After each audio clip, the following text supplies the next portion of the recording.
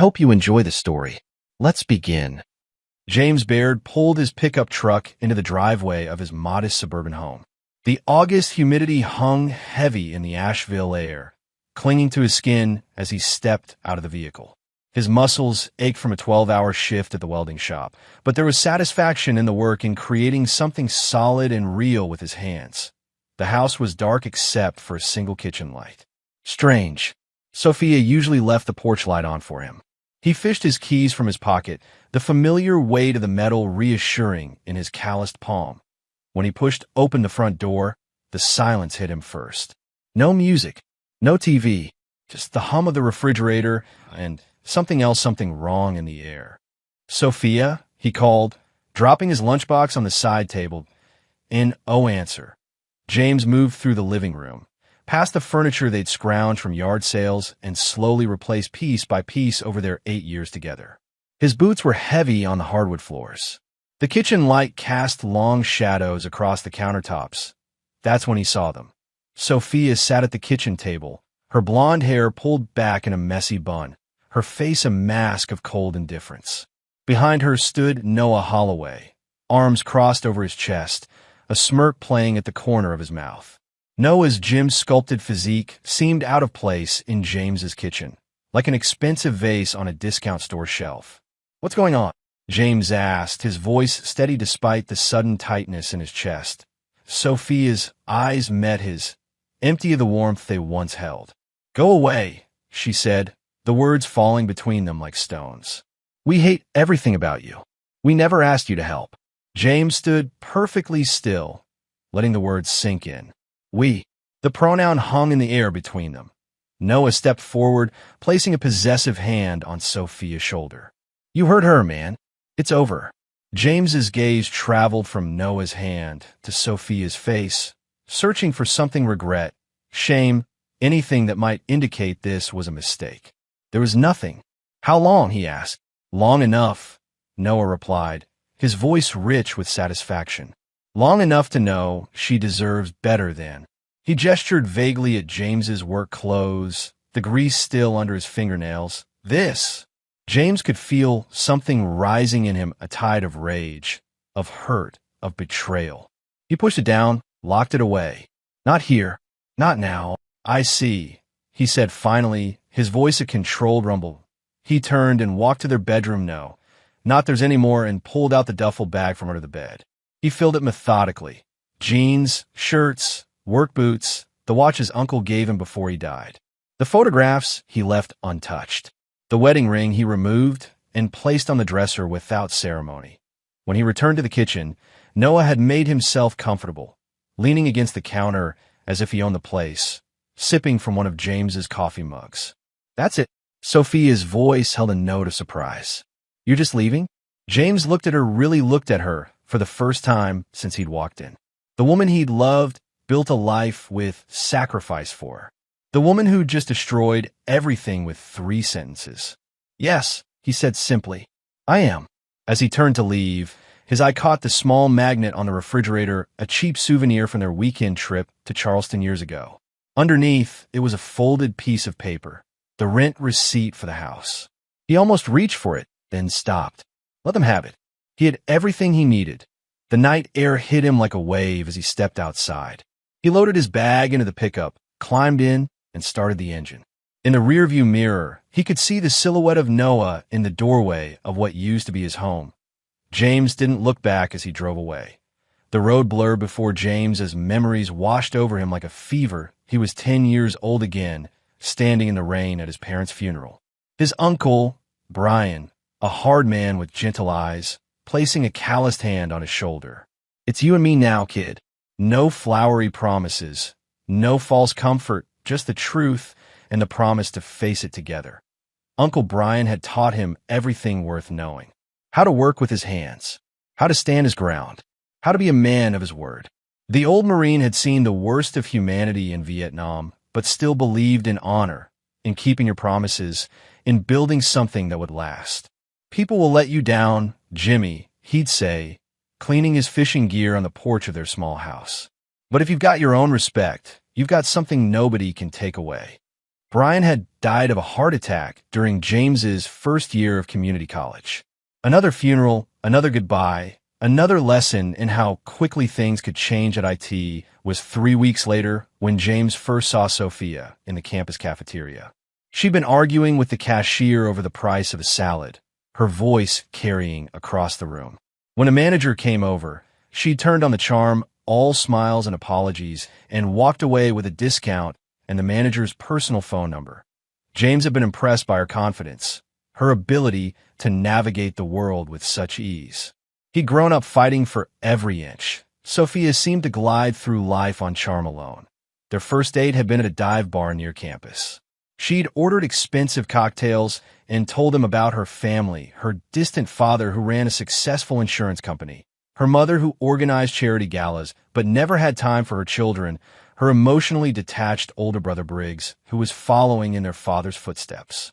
"They want me to be this perfect little doll," she'd said, lips stained red from her third cosmopolitan. "Go to business school, marry some boring executive, have 2.5 kids, and a golden retriever."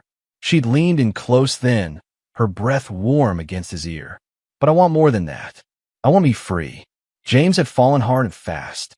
She was everything he wasn't: spontaneous, outgoing, ambitious.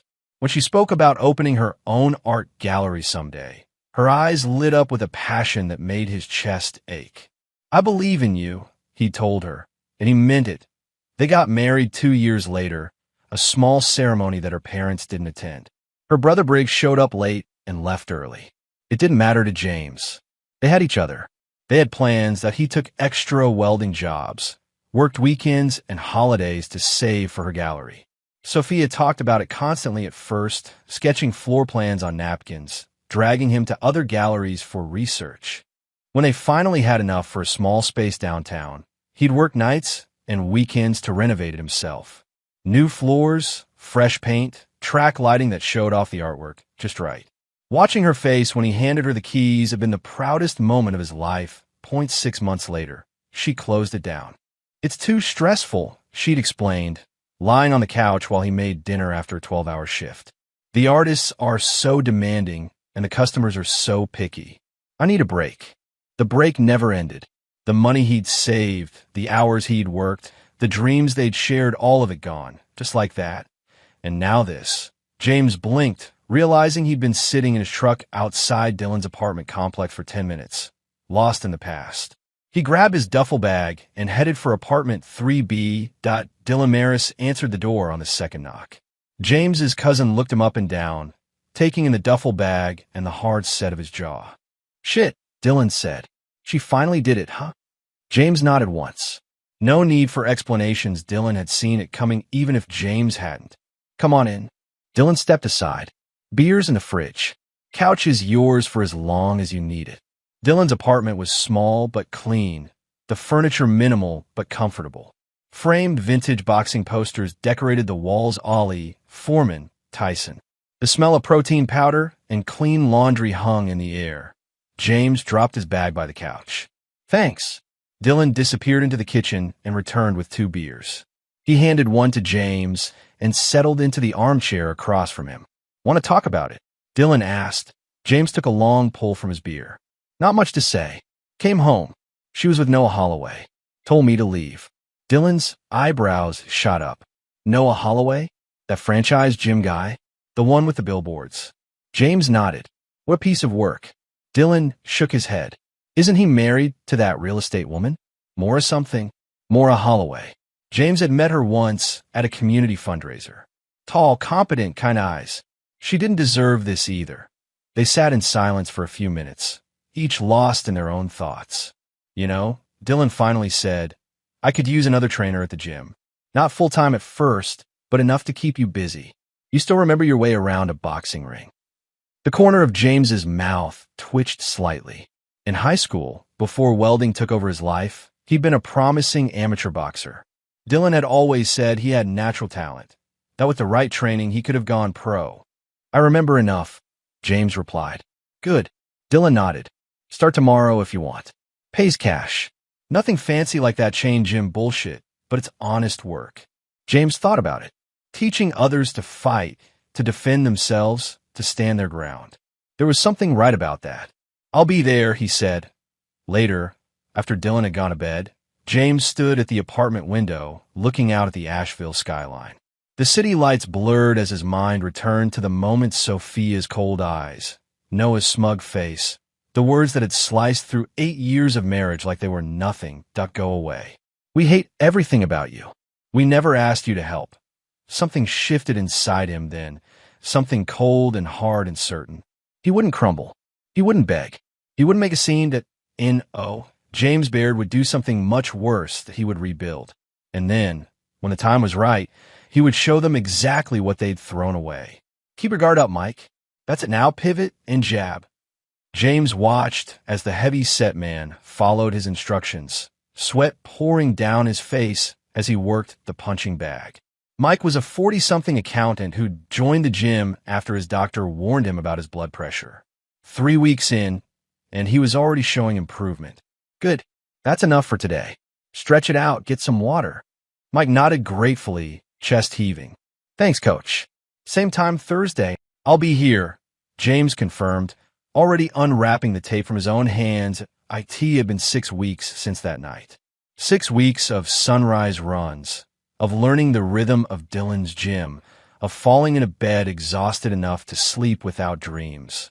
6 weeks without a word to or from Sophia. The gym was nothing like Holloway Fitness, Noah's Chrome, and glass monstrosity across town. Victory Boxing was old-school brick walls, concrete floors, equipment that had been around for decades, but was meticulously maintained.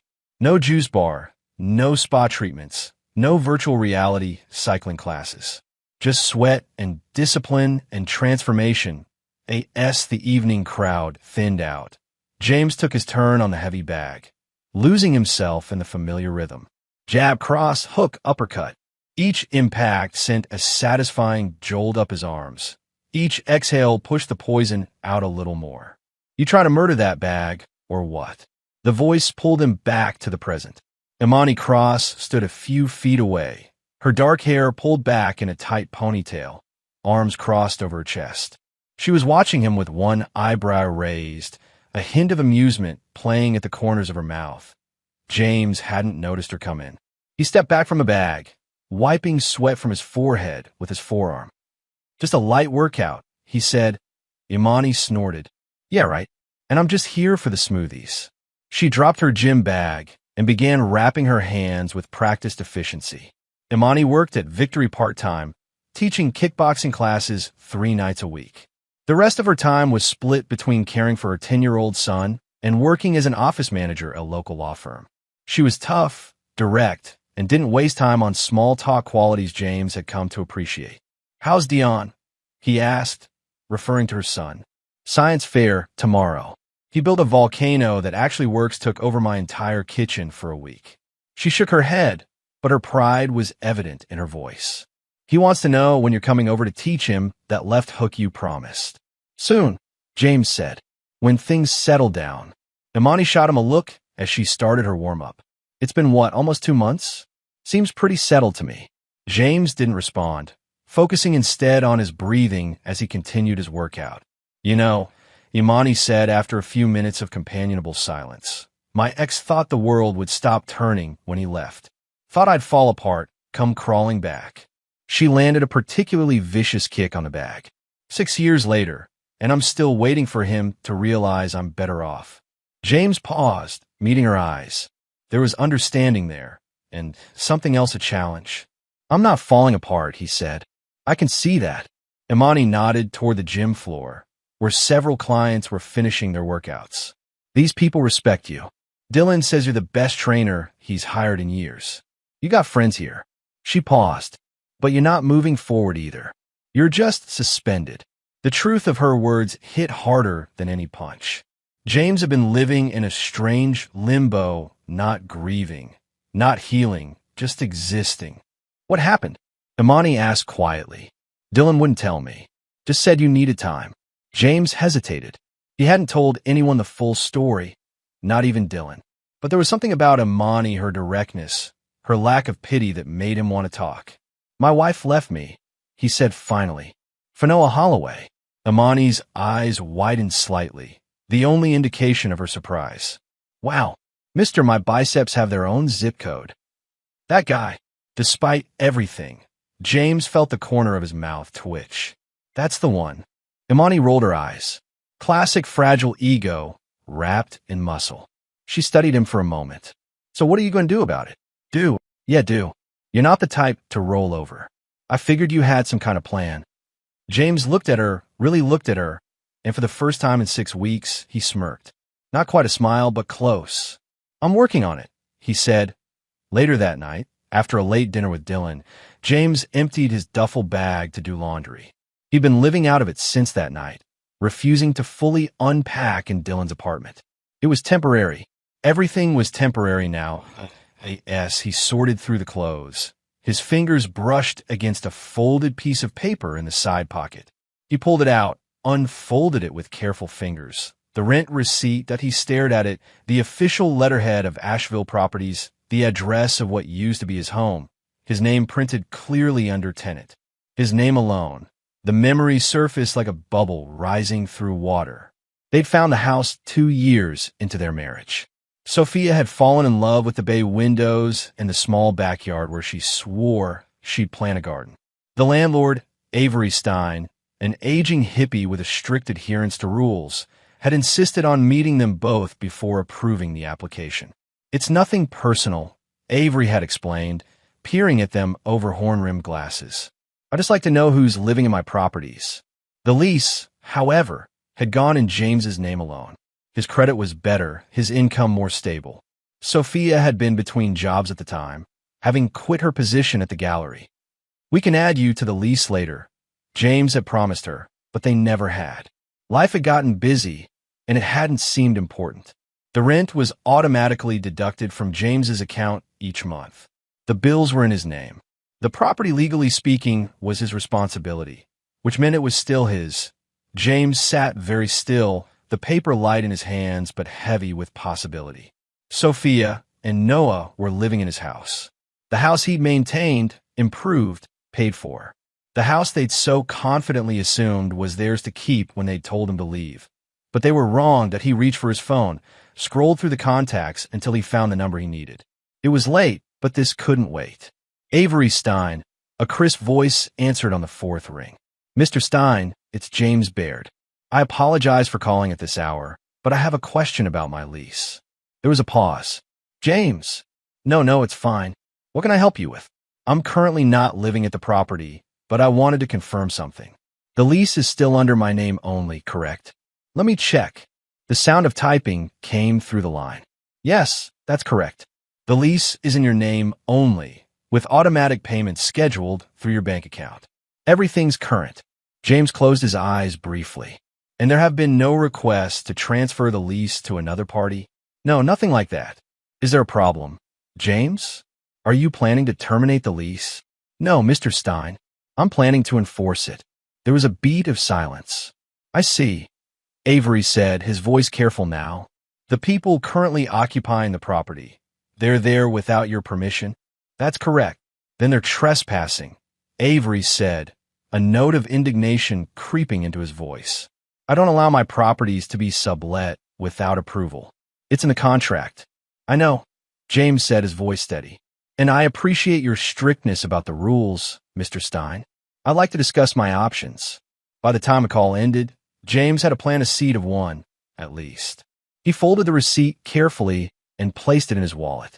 For the first time since that night, he felt something other than numbness or rage, that he felt in control. You sure about this, man? Dylan asked, adjusting the small camera hidden in his jacket. Seems a little, stalkerish. James checked the time on his phone. According to Janine Teller's text, Sophia's supposed best friend who'd reached out to James just to check in, Noah and Sophia, would be at the River Arts District Farmers Market this morning. It's not stalking, James replied. It's research. I need to understand what I'm dealing with. Dylan shrugged.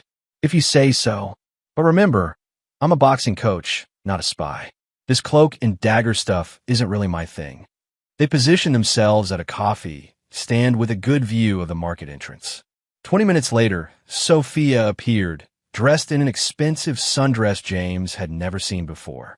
Noah walked beside her, one possessive arm draped around her shoulders. "There," James said quietly. Dylan adjusted his position, making sure the camera captured them clearly. "That's them, huh? They look happy." James watched as Noah bought Sophia a bouquet of fresh flowers, as she laughed at something he said, as they moved through the market like they owned it. Like they'd done nothing wrong.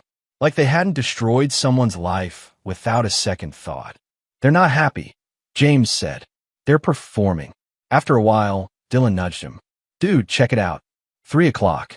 James looked where Dylan indicated. Noah and Sophia had stopped at a bench to enjoy their coffees. Their body language had changed. Noah, sitting with his legs spread wide, taking up space. Sophia leaning in, her hand on his thigh. "Let's get closer," James said. "I want to hear them." They moved casually through the crowd, stopping at a vendor selling honey just a few feet from a bench. Finally getting rid of the trash, Noah was saying, his voice carrying clearly in the morning air. "You should have done it years ago." Sophia sighed dramatically. "I know. I wasted so much time on him. But now we can start fresh, with no more dead weight holding us back." James felt Dylan stiffen beside him, but he placed a warning hand on his cousin's arm. "Not now. How much longer till we can sell the house?" Noah asked. "My investment guy says the market's hot right now." Sophia waved a dismissive hand. "Soon.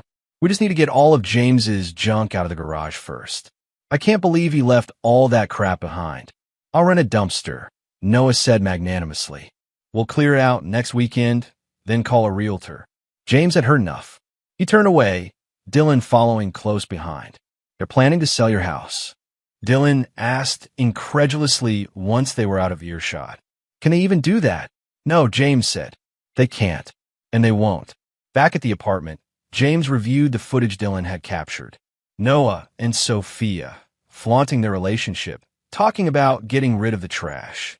Noah, casually discussing selling a house he had no legal right to. It was all evidence, pieces of a puzzle James was carefully assembling. But he needed more. "You still friends with that IT guy? The one who helped you set up the gym security system?" James asked Dylan that evening. "Rick? Yeah, why?" "I need information on Noah Holloway's business. Public records, whatever's available online." Dylan raised an eyebrow. "You going after his money?" "I'm going after the truth," James corrected. "Holloway presents himself as this successful businessman, but something doesn't add up. The way he's rushing to sell the house, he needs cash." Dylan considered this. "Rick's good, but legal stuff might be better handled by someone who knows the system." He paused. "What about asking Imani? She works for lawyers. Might have access to more resources." It was a good suggestion. Imani had become a steady presence in James's new life. Her pragmatic attitude and dark humor a welcome contrast to the emotional chaos he'd left behind.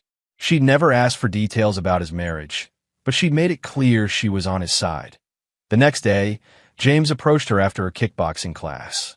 "I need a favor," he said without preamble. Imani wiped sweat from her forehead with a towel. "Hello to you too, sunshine. What kind of favor?" "Information on Noah Holloway and his business." She studied him, those sharp eyes missing nothing. "The guy who's with your wife." "Ex-wife," James corrected automatically, though no papers have been filed yet. "I need to know if his gym is as successful as he claims. Financial information, corporate structure, anything you can find." "That's a big ask," Imani said slowly. "Some of that might not be public record. I understand if you can't." "I didn't say I couldn't," she cut him off.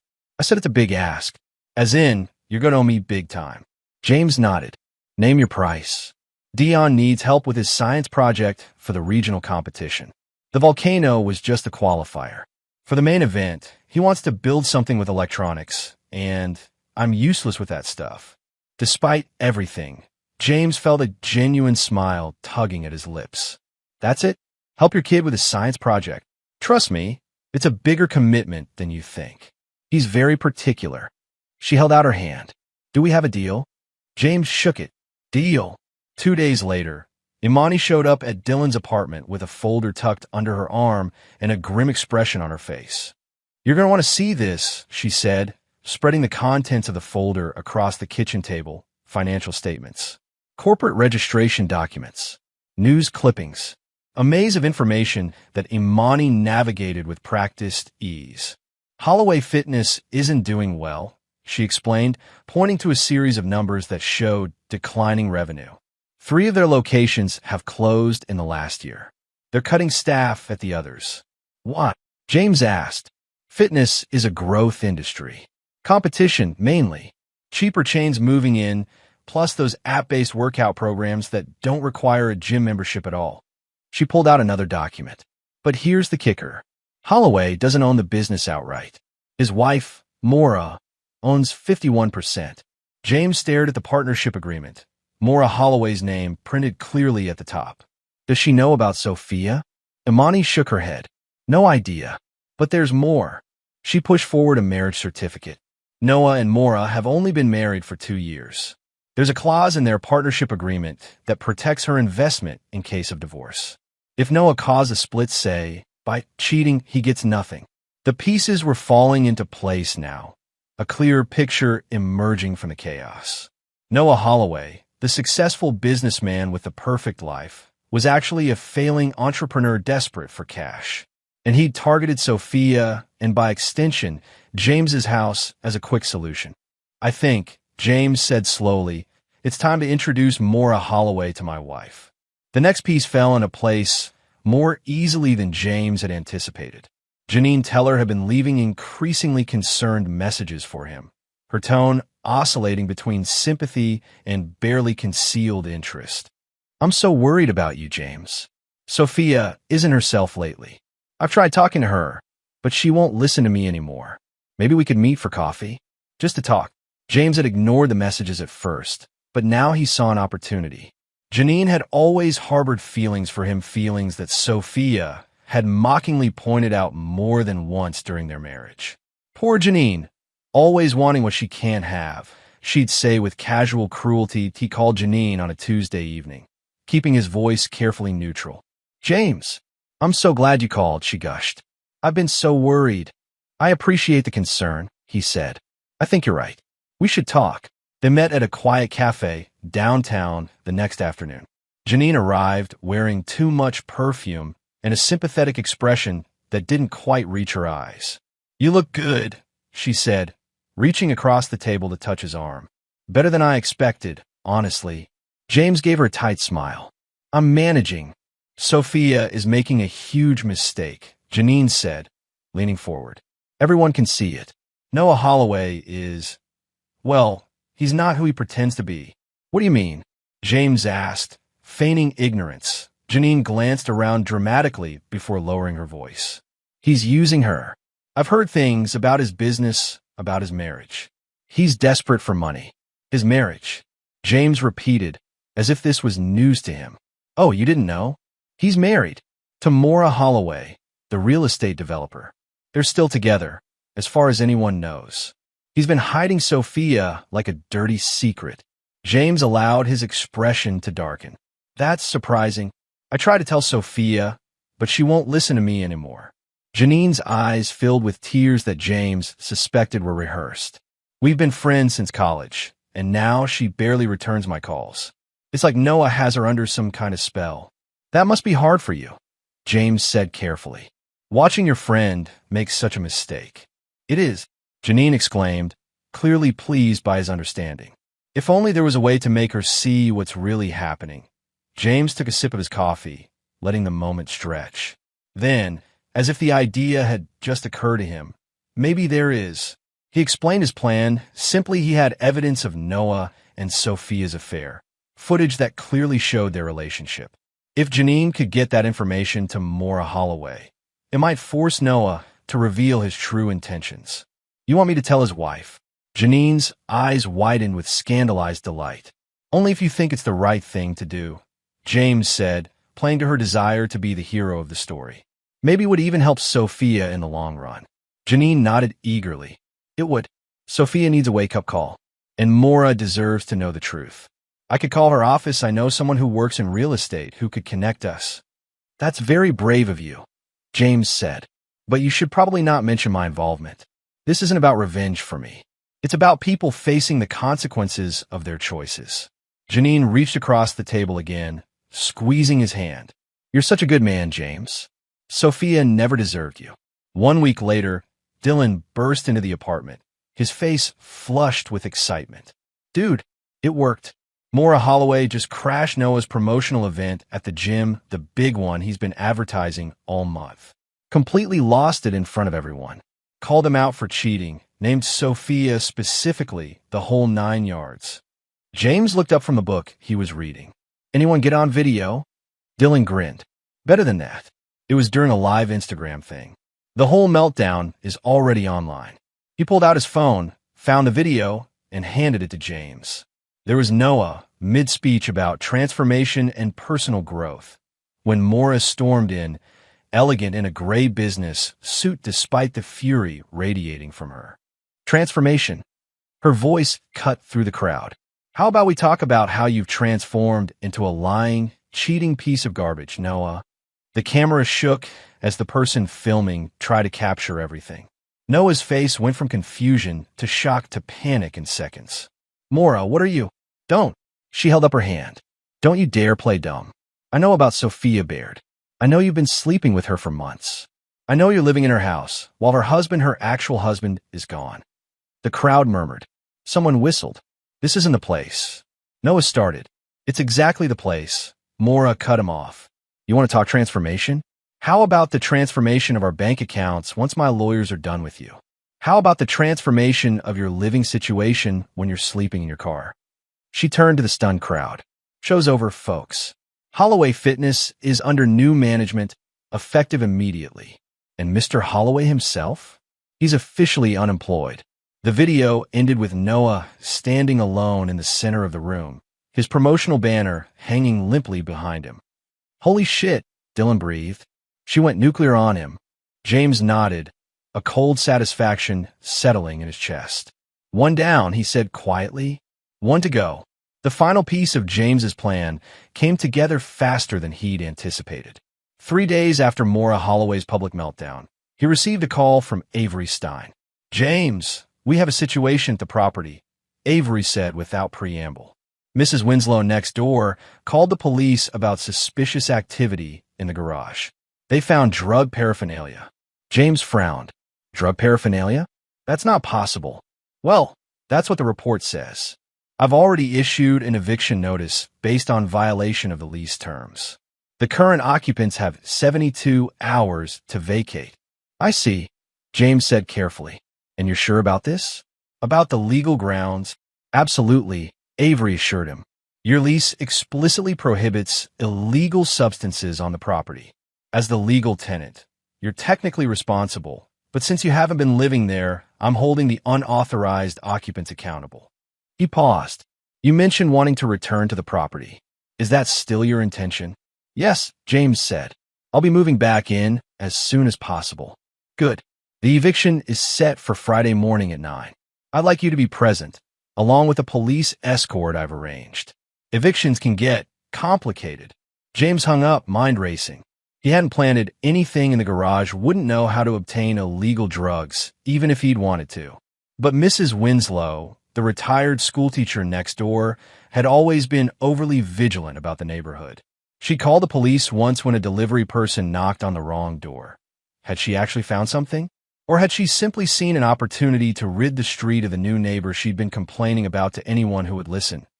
Either way, it worked in James's favor. He made 3 calls that evening. One to Dylan, asking him to take the morning off to accompany him. One to Amani, who agreed to be his second witness. And one to his bank, changing the locks on the property to the eviction. Friday morning dawned clear and cool. James parked his truck a block away from the house and walked the rest of the distance, Dylan and Amani flanking him like bodyguards. Avery Stein was already there, clipboard in hand, speaking with 2 police officers next to a patrol car. Ah, James, you're right on time, Avery said, shaking his hand. These officers will ensure everything proceeds smoothly. The older of the 2 officers, a sergeant with salt and pepper hair, nodded to James. We're just here to keep the peace, sir. Mr. Stein has all the necessary paperwork. As they approached the house, the front door flew open. Sophia stood there, her face contorted with rage, still wearing what appeared to be pajamas despite the late morning hour. "What the hell is this?" she demanded, waving a piece of paper, presumably the eviction notice. "You can't do this to us." James said nothing, letting Avery step forward. "Mrs. Baird, as I explained in the notice, you're being evicted for violation of the lease terms. Illegal substances were found on the property, which is grounds for immediate termination of the rental agreement." "That's bullshit." Noah appeared behind Sophia, his face flushed with anger. "We didn't have any drugs. That old bat next door is crazy." "Regardless," Avery continued calmly, "you are not authorized occupants of this property. The lease is in Mr. Baird's name only, and he has not given permission for you to reside here." Sophia's eyes darted to James, really seeing him for the first time. "You," she breathed. "You're behind this." James met her gaze steadily. "The house is in my name, Sophia. It always has been." "But we're married," she protested. "What's yours is mine." "Actually, ma'am," one of the officers interjected, "that's not how rental agreements work. If your name isn't on the lease, you have no legal right to the property." Noah pushed past Sophia, advancing on James with clenched fists. "You think you're clever? You think this solves anything? I'll destroy you for this." James didn't flinch. "Try," he said, his voice deadly quiet. "I'll end you before you raise a hand." The threat hung in the air between them. Noah's eyes flickered to the police officers, to Dylan's imposing presence, to Imani's unflinching stare. He backed down, jaw clenched in impotent rage. "You have 30 minutes to collect personal belongings," Avery announced. "Clothing, medications, important documents. Everything else will be inventoried and stored for 30 days, after which it becomes property of the landlord." 30 minutes. Sophia's voice rose in panic. "That's not enough time. We have furniture, artwork, my clothes, none of which is leaving with you today," Avery said firmly.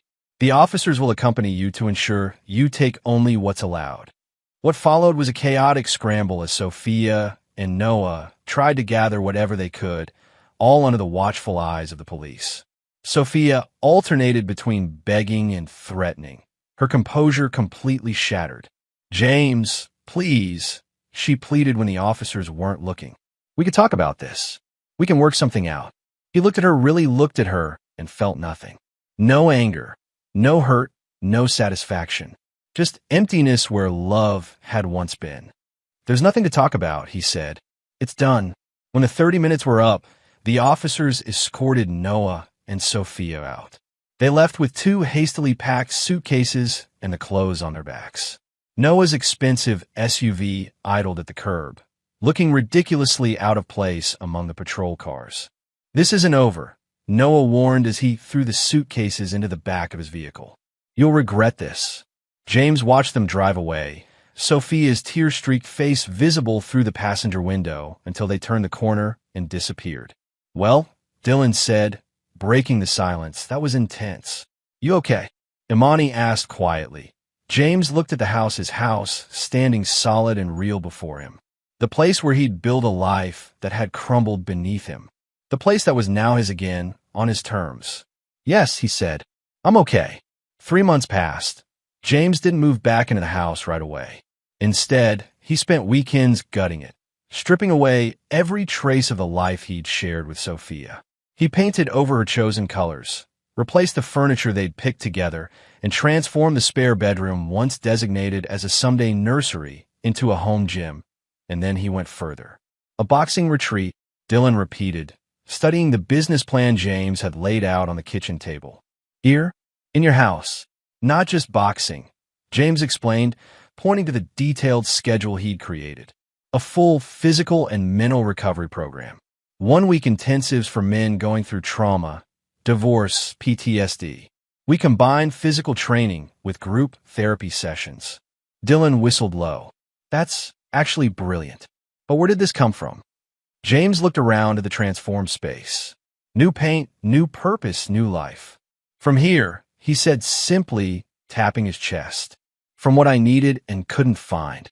He named it minus receipt. A reminder that sometimes the most important things aren't what you're given, but what you take back. The business took off faster than he'd anticipated.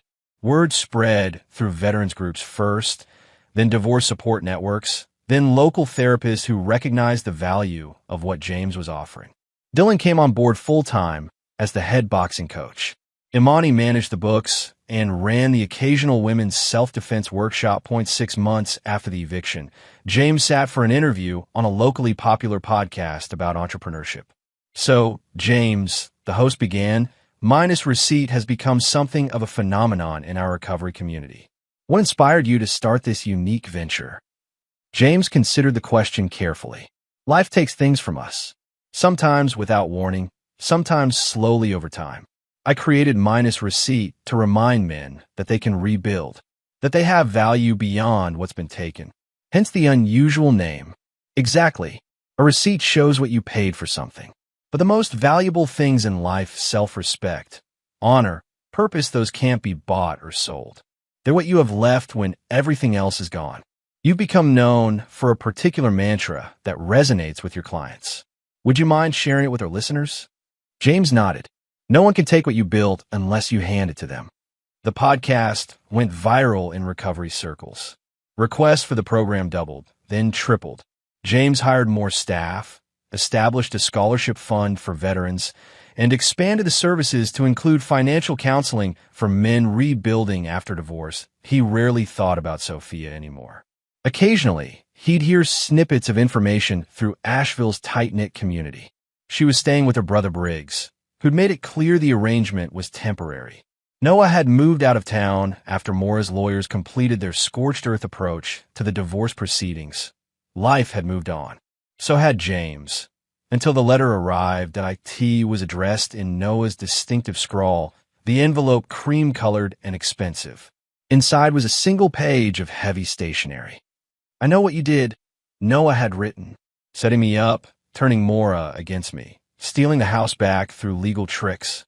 Clever, but not clever enough to hide your tracks. I have proof of your conspiracy recordings, witnesses, documents.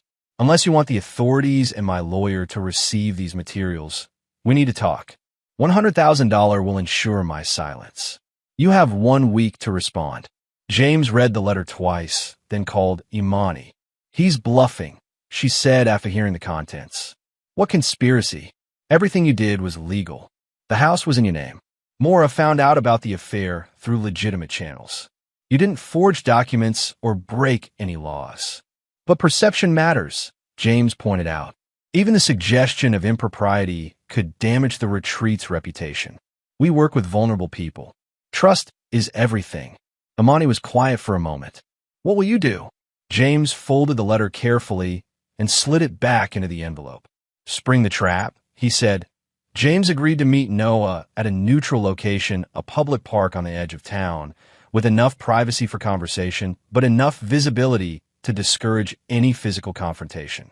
He arrived early, choosing a bench with a clear view of the parking lot.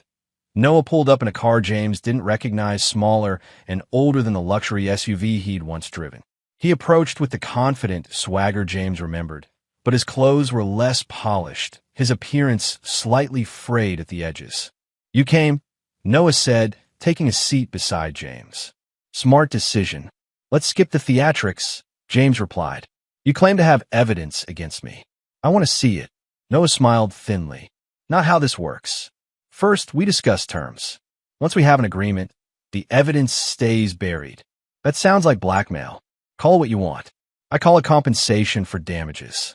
Noah leaned forward, dropping his voice. You systematically destroyed my life, Baird. My marriage, my business, my reputation all gone because you couldn't handle being replaced. James felt a flicker of anger, but kept his expression neutral. I didn't destroy anything, Holloway. You did that yourself when you decided to sleep with my wife and take over my house. Semantics. Noah waved a dismissive hand. The point is, you took everything from me. Now I want something back. And if I refuse? Noah's smile widened, revealing teeth that reminded James of a cornered animal. Then I release everything. The recordings of you and your cousin planning to spy on us. The evidence that you conspired with Janine to approach Maura. The drug paraphernalia that mysteriously appeared in your garage right when you needed an eviction. Quite a story, James said mildly. But fiction doesn't hold up well in court. Are you willing to bet your precious retreat on that? Noah countered. $100,000 is a small price to pay for keeping your reputation intact. James studied him for a long moment. The desperation behind the bravado, the hunger in his eyes. Noah Holloway was a drowning man grasping at straws. I have a counteroffer, James said finally. I'll give you nothing, and you'll walk away. Noah laughed, a harsh sound with no humor in it. Why would I do that? Because of this. James pulled out his phone and tapped the screen a few times before handing it to Noah. The video was short, less than 3 minutes, but devastating. Noah and Sophia, sitting in a coffee shop, heads close together as they spoke in low, urgent tones. We need more money, Sophia was saying, her voice clear despite the background noise. Briggs is kicking me out, and I can't find a job. I'm working on it, Noah replied. Once this deal with Moore's accounts goes through, we'll have plenty. The password you found in her email was the key. With that, I can transfer enough to get us started somewhere new. But how will you explain it? Won't she notice the money's gone? Noah's smile was cold. By the time she figures it out, we'll be long gone. Besides, the documents you helped me forge put everything in my name. It's the perfect plan. The video ended. Noah stared at the blank screen, his face drained of color. Where did you get this? He whispered. Doesn't matter. James took the phone back. What matters is that Maura Holloway's lawyer now has a copy. So does the district attorney. Noah's facade crumbled completely. You're lying. Check your messages. James suggested AS if on cue. Noah's phone buzzed in his pocket. He pulled it out with shaking hands and read whatever had appeared on the screen. All remaining color drained from his face. This is a setup, he stammered. No, James corrected him. This is justice. You and Sophia didn't just try to take my house, you were planning to defraud Maura out of her money. That's a felony, Noah. Several felonies, actually. Noah lunged forward suddenly, grabbing James by the collar. You bastard. You've ruined everything. James didn't flinch, didn't push him away. He simply stared into Noah's eyes with calm certainty. No, you did that yourself. A police cruiser pulled into the parking lot, lights flashing but siren silent. Noah released James and took a step back, eyes wild with panic. You called them. No, James said. Maura did. After she received the video, 2 officers approached, their expressions grim. Noah Holloway, one of them called. We need to speak with you concerning allegations of wire fraud and conspiracy to commit financial crimes. Noah turned to run, but there was nowhere to go.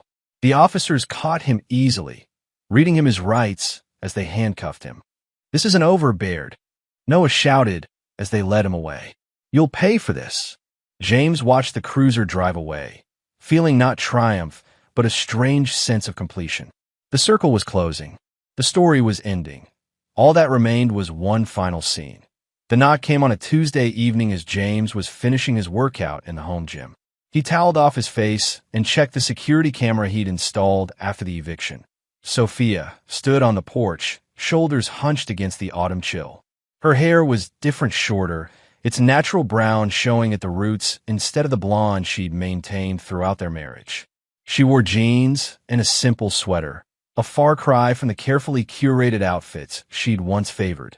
James considered ignoring her. There was nothing left to say, nothing he wanted to hear. But something, curiosity, perhaps, or the need for true closure made him open the door.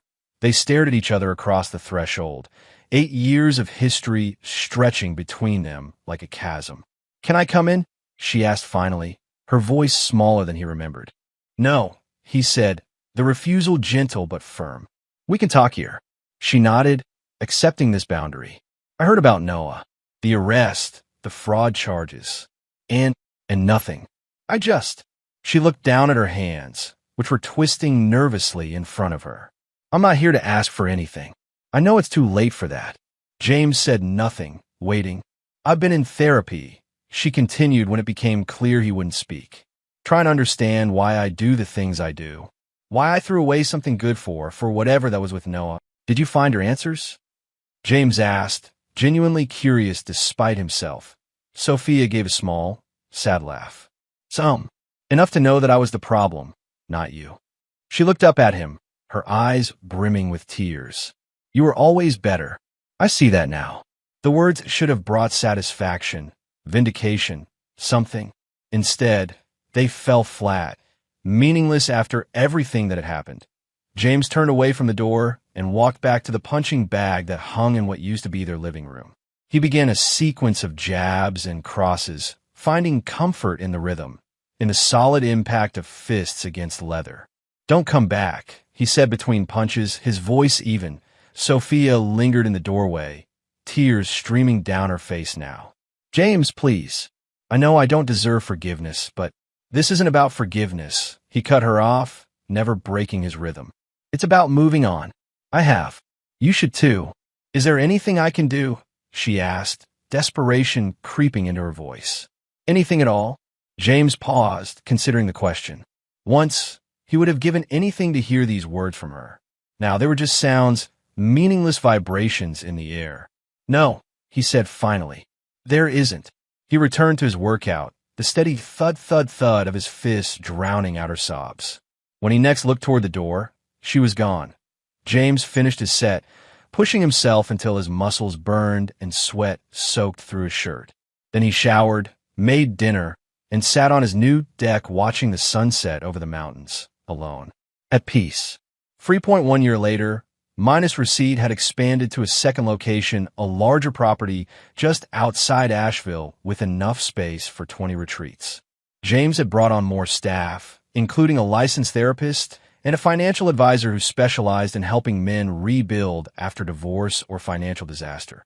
The original house had been converted into offices, with James occupying what had once been the master bedroom.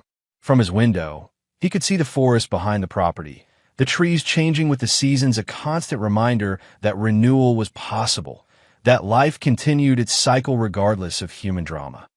Imani had accepted the position of full-time business manager, her organizational skills and no-nonsense attitude proving invaluable as the operation grew. Her son Dion, now 12, often came by after school, doing homework in the small break room or helping with odd jobs around the property. Dylan had taken charge of the physical training program, developing specialized regimens for different needs: veterans with PTSD, men recovering from illness or injury, those rebuilding after personal loss. His natural empathy, combined with his technical knowledge, made him a favorite among the retreat participants. Janine visited occasionally, her interest in James never fully fading despite his gentle but firm boundaries. She'd found purpose in organizing community events to support the retreat, channeling her energy into something productive rather than pursuing a relationship that would never happen. James maintained the balance. He'd found work that mattered, friends who supported him, a life built on his terms. He dated occasionally, but avoided anything serious. His peace wasn't found in romance, but in the quiet certainty of knowing who he was and what he valued. Noah Holloway had pleaded guilty to reduced charges and was serving 18 months in a minimum security facility. According to the local news, Maura had moved to Charlotte to start fresh, her business expanding despite the scandal. As for Sophia, rumors filtered through Asheville's gossip networks. She'd moved back to her hometown, found a job at a local gallery, started over with the humility that comes from losing everything. James wished her well in the abstract way one might wish well for a stranger. Their story was over. The book closed. On quiet evenings, he sometimes sat on his deck with a beer, watching the sunset and reflecting on the journey that had brought him here.